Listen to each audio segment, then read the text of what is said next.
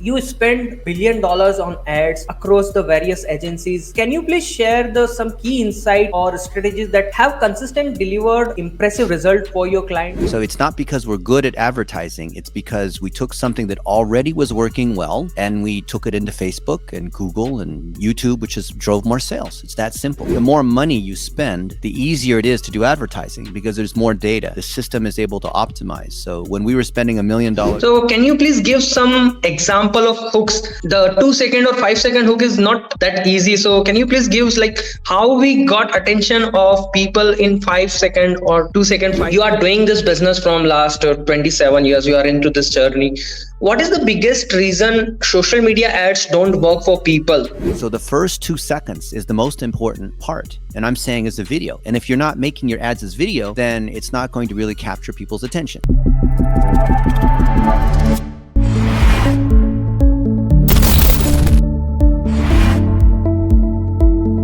Hey everyone, welcome to the Entrepreneurs Warrior Show. This is where we interview entrepreneurs, coaches, consultants who are expert in their niche. And in this amazing series of interview, today we have a very super awesome guest with us. He is the CEO of BlitzMetrics. He is a co-author of the one best-selling book on Amazon in social media, The Definite Guide to TikTok Ads. He has spent $1 billion on Facebook ads across the agencies he advises. Mr. Yu is a million job guy on a mission to create 1 million jobs via hands-on social media trainings, partnering with university and professional organization, and so on. He is featured in major publications and on television such as CNA, The Wall Street Journal, Washington Post, NPR, and LA Times, and so many things. So without further ado, let's have one and only Mr. Dennis on the stage. Hi, Dennis. Thank you, Nilesh. Pleasure to spend time with you. Yes, I am super excited for this interview and a lot of things I'm going to learn from you. Guys, make sure you can take notes because Dennis is going to share with you a lot of golden nuggets, lot of insights. So starting your journey, like 27 year ago, you started your journey as a Yahoo search engine person and becoming $1 billion ad spend. So can you please share your backstory? Like how did this transition happen and the people who have no idea about you, about your journey? So can you please share your backstory a little? I built websites for a bunch of companies before the internet was a thing.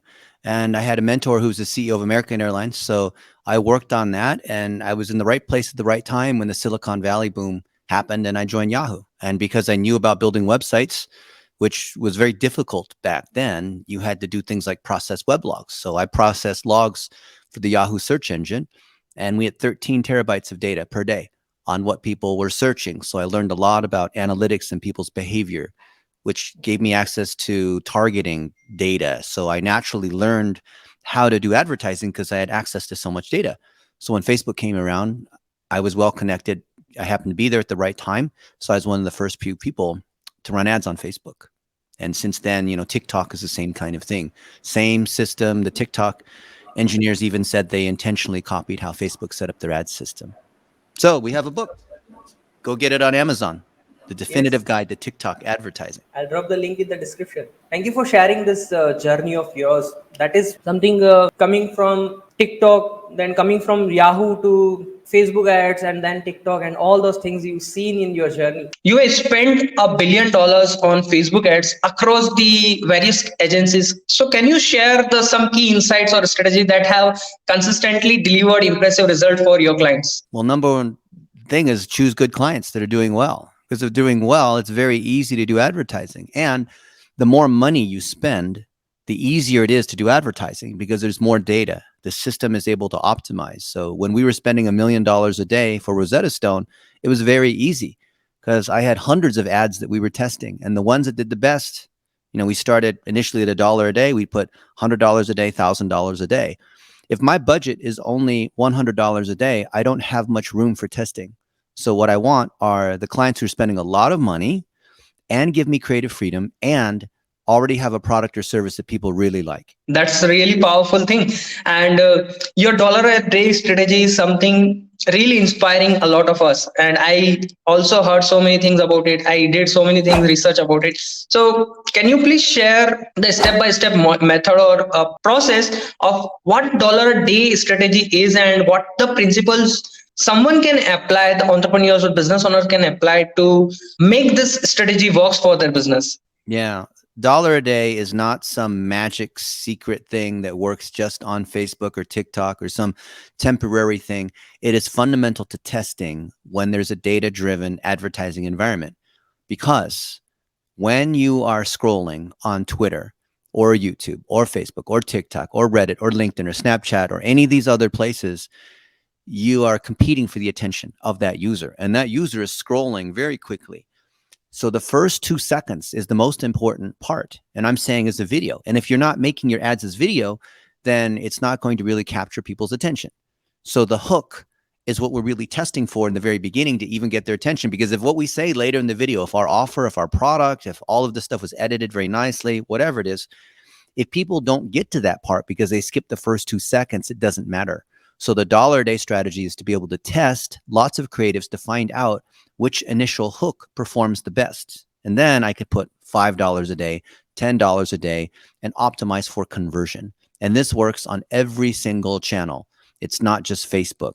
My friend Tom Breeze, who's the #1 YouTube performance advertiser, has been testing this on YouTube, and he says it works really, really well. That's really amazing. And then when you mention like the hook is very important and this strategies work for every platform. So can you please give some example of hooks?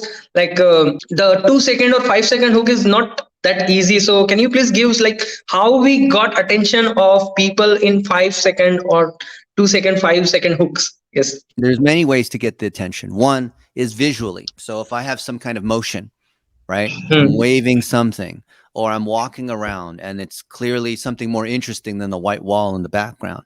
Or maybe I leverage a celebrity, right? Or maybe I'm in a special place. I was at the Taj Mahal a few months ago, and maybe, I don't know what I would sell to people who would be interested in that, but maybe I'm selling Indian snacks and I'm in front of the Taj Mahal. Something that just gets their attention, that is relevant to what we are trying to sell. It could be you're telling a story. When I was 18, I dropped out of high school because I wanted to be a professional athlete. And maybe I hold my Nike shoes. Maybe I hold a medal that I won. Something to get their attention. The hook is not really just to wave at them or to distract them, but it has to be an attention getter in such a way that it's still relevant. So if you're on Facebook, which is blue, right? And I have an ad which is blue, it's not going to stand out. So I want to have a different color, the opposite color.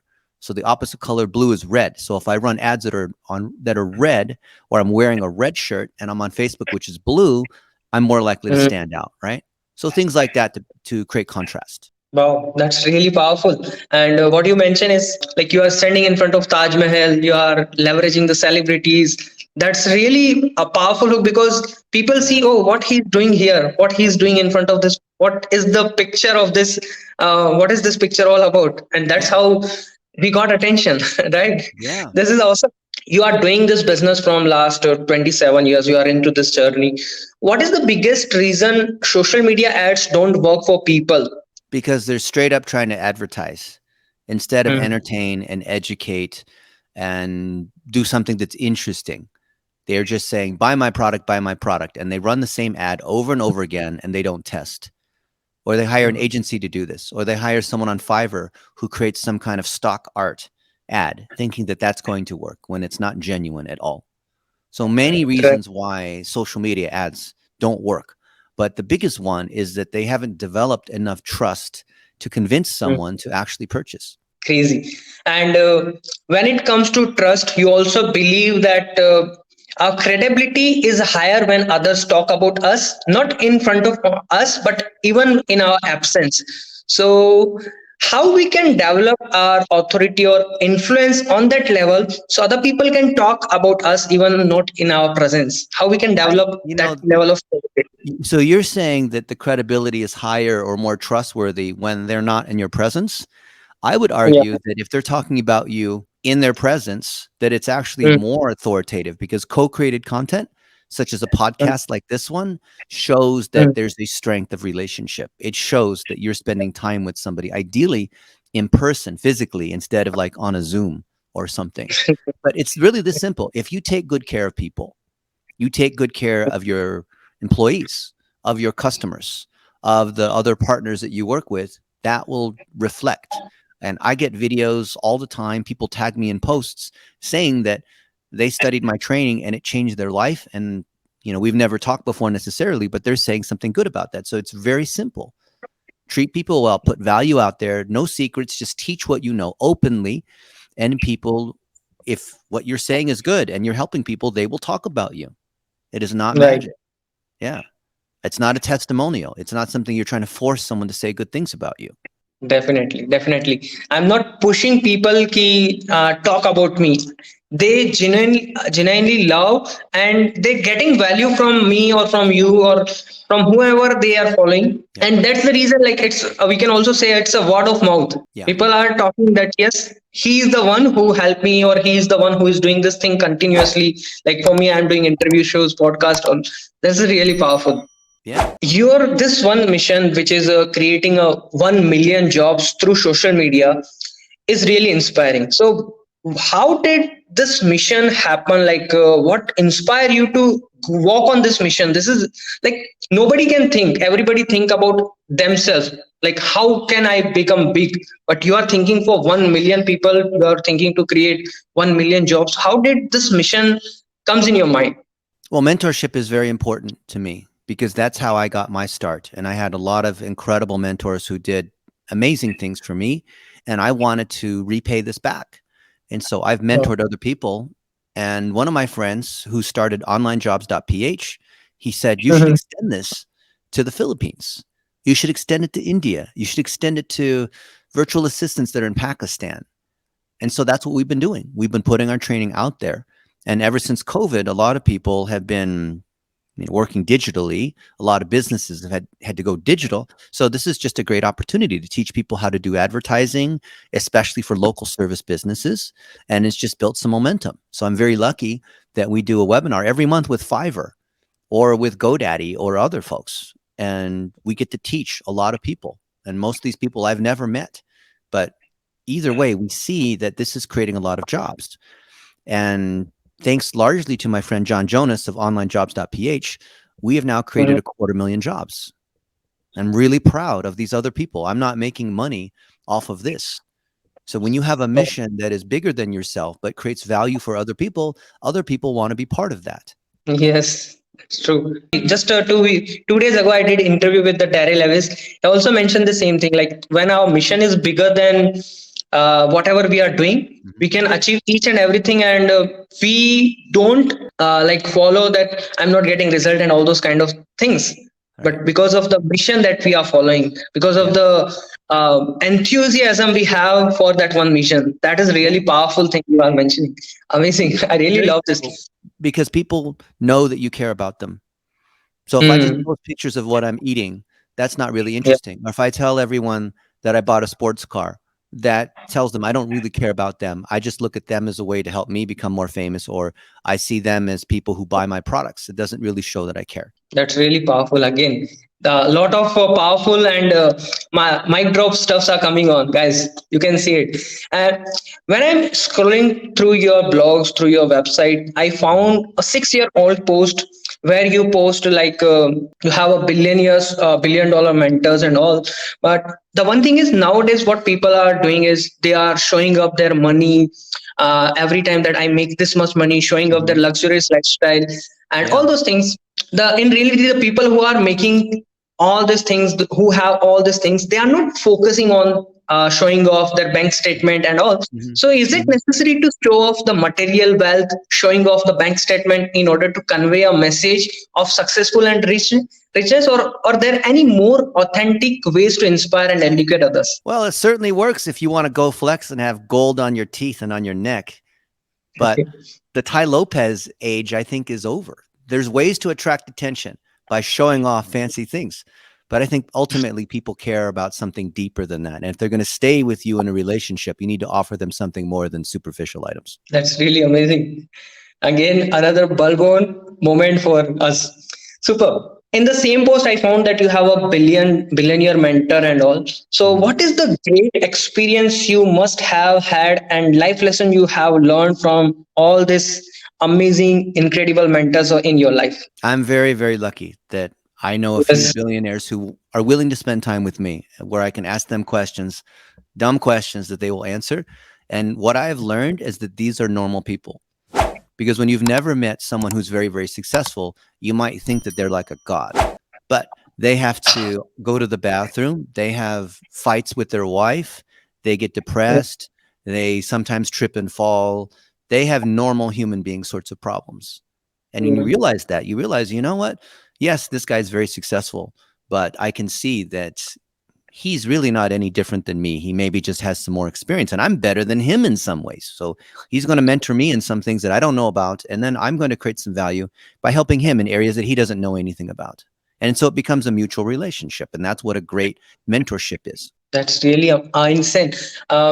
What you mentioned is they are not God, and they are also a human being with like us, and they have the same routine. They have just the one thing is the more successful they are, the more humble they are. That's the main point Yeah. that here it is, right? Yeah. Really love this. Here is one question we have from audience as well, and I'm also seeing a lot of your interviews in the past. You're Mm. sitting very calm, cool. So how you develop this calmness in yourself? I'm not thinking about being calm. I'm thinking about Yeah. how we can create the most value. And also Yes. the environment that you're in, being around the right people, eating well and Yes. exercising and having enough sleep. That's not Mm. something you can really fake. You can tell when someone's under a lot of stress. You can tell, right? I was with one of the top mentalists on the planet a few hours ago, and he was able to read my mind and read my friend's mind, because that's control over your mind. Like, I believe more important than wealth or having a skill like building websites or writing copy is having control over your mind and over your emotions and over your body.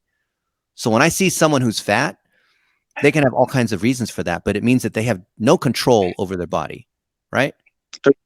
So I feel like I have pretty good control over my mind, over my emotions. I don't get flustered or mad very often, but I see other Mm. people that have way stronger control over their mind or other people's minds, hopefully not in a manipulative way. And I admire that and I want to learn. Yes, I love each and every point that you are mentioning here. That we are here to providing a value, not just showing and all those things. And when we are delivering the best out of the best value, we are building so much of influence, so much of audience. And I love this point. Yes, Yeah. amazing. And you have worked with the wide range of clients from global brands like Nike and Red Bull and local businesses like real estate and dentists. Yeah. So, what are some common challenges that businesses face when it comes to advertising their businesses? They don't know how to work with the people that run the ads or create the content. Mm. So a dentist can be really good at being a dentist and drilling teeth, but he's not going to be the one that builds the website and runs the local service ads and makes the posts on Facebook and whatnot. So Mm. people who are really good in one area, they usually suck when it comes to the marketing. They might know a lot about pest control. They might know a lot about doing triathlons. But when it comes to marketing, that is another area of expertise that most business owners, because they think they know so much about the one area that they're an expert in, they fall down in marketing.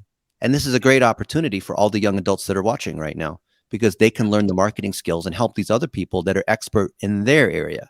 But it's the same problem. You know, whether we're running ads for like a Nike or a furniture store or a pest control company, it's the same thing. We recognize and respect that they're very good at the thing that they do, but Mm. they're so bad at marketing. True, definitely. And when we understand that how I can market my product in a better way, how I can give that this is my product, and understand that that's how I can market, Mm-hmm. they can grow and they can scale up their business. And that's the really important point. Like opening up a showroom or opening up a business is not only Yeah. important, it's also necessary to market it. Right, this is Yeah. really great. Now the world is moving towards the artificial intelligence, Mm-hmm. AI, chat GPT. So how does it going to affect the human beings, business owners, all the people on the planet? What it's not going to do is help a dumb person become more effective. What it will Mm. do is help someone who understands strategy and is an empathetic communicator and storyteller be able to get a lot more done. It has nothing to do with ChatGPT or Bard or Descript or whatever the different tools are. There's lots of tools, and every day there are more and more tools. A lot of people, they obsess over their favorite tools. Nilesh, I can run your voice through 11 laps and do all kinds of AI things and auto tune you as Drake or something like that. But that's not really what success is, because like we said, it started with the authentic stories of something that's already working, a product or service that people already know about, where we're able to get more efficiency in creating more content and optimizing content. So for those of you guys that are watching, your ability to be successful with AI tools is actually based on your ability to create relationships and be empathetic, not in your technical skills, not in having the latest tools. So building relationships and being empathetic is not about talking about your skills and how good you are and all of these things that I typically see from people who are freelancers or entrepreneurs where they talk about themselves, but Mm. showing empathy where you care about someone else and where you're listening to them. For example, all you guys that are watching, I want you to type 58 into the comments to show me that you're Yeah. paying attention, to show me that Yes. you're participating. And if you want to do business in this world, people want to know that you care about them and you care that number 58 is a magic number for you, right? Like, love this. Connecting with them, showing them that they are human being, and we are not showing our ego and all those things. That's really powerful method you just shared with us. Like, yeah, Yeah. we have people who's typing 58 in the comment section Yeah. as well. All you guys type in 58. I want to see everyone else type in 58. Show Yes, me you're paying attention. yeah, they all are paying attention. Your journey is it like 27 years in the journey? What is the three biggest mistake or learning of your life that you want to pass on or you want to share with us in this episode? So the people who is in 20s or in their 30s can learn from your journey or from your mistake. We can say your learnings from Mhm. your experience. What is Mhm. the three thing that you want to share with us? Well, I'll start with one. And Yeah. I thought because I was good at math and good at technical skills that I could just gain more skills than everyone else and work harder than them and therefore be more successful. Kind of what you learn when you're a student. But I discovered there's something far more important, and that is your ability to build relationships with other people. The soft skills are way, way more powerful than any technical skills. And the acceleration that we see in technology and all these tools that are coming rapidly at a faster pace cause your technical skills to deteriorate, to be worth less and less. So while I love playing with different tools, I recognize they expire much faster. So I Mm. wish that I had learned about how to build relationships. I wish I had gone out to dinner more with friends. For Yes. almost 30 years, I worked all the time. I was constantly programming. I was working in data. I was reading books. I was doing all these things, which you might think are very good things to do. But you know what I wasn't doing? I What? wasn't going out to Cirque du Soleil shows with friends. I wasn't playing golf. I wasn't eating at the buffets and enjoying myself because I thought all of that was a waste of time. And while all these other people were doing these things that I thought were a waste of time, I thought I was getting ahead. And really, it was a major, major mistake. So now, almost 30 years later, I'm making up for all those things that I didn't do, but I get to do them now. That's really love this advice. Love this learning of your life experience. And thank you for sharing this beautiful experience. If we have a time, so can you please share about your book? So Yeah. people also what is inside the book and all. This book is, you can get it on Amazon. I think it's $14, $15, something like this, but it is the latest iteration of dollar a day. So dollar a day has worked very well in social media, but on TikTok, the standards are much higher because people are more impatient. The algorithm is much smarter. The the organic competition is harder. And Mm. the ad budgets, you have to bid higher than $1 a day. It's $10 a day and $20 a day, depending on the objective that you choose. So if you can learn to make great content and teach your Mm. customers to make great content, vertical video that's 15 seconds long, telling stories, then you will succeed massively on TikTok. And Yeah. TikTok has one thing that all the other social networks don't have, and it's called a spark ad. A spark ad is when you can boost someone else's post. Imagine that. So if you have great word of mouth, great reviews, people that love you, all the things we talked about here, then TikTok is a great way to expand upon the fact that you already have great trust and great relationships and word of mouth. If you don't have trust, then going to TikTok, you don't have much to amplify. But if you're already doing well, you're already popular, you already have a great skill, TikTok can make you not only viral, but very profitable, more than Facebook or YouTube or these other guys have. But I suspect in 4 or 5 years, TikTok's going to be much like Facebook, where everybody's already there and it's too late. But I remember when Facebook first came on the scene in 2007, people were saying the same things they're saying about TikTok right now, where it's new, Yeah. not everyone's on it, people are afraid of it, they think it's not relevant, they think it's only for kids. And it was an amazing opportunity. I wish I knew all the things that I know today back in 2007. I would have gone very, very hard into Facebook. Wow, this is really another golden nugget that you just shared with us, and lot of learning from you. So thank you so much for sharing so much insights, so much of mic drop ideas. So where do people can connect with you? They can go to Google and see all my content. And if you want any question answered, you can just go to ChatGPT and say, "You are Dennis Yu. I'm going to ask you some questions." And it will answer Okay. as me, and it knows my articles and videos. There's thousands of articles and videos and talks and courses and things like that that I have out there.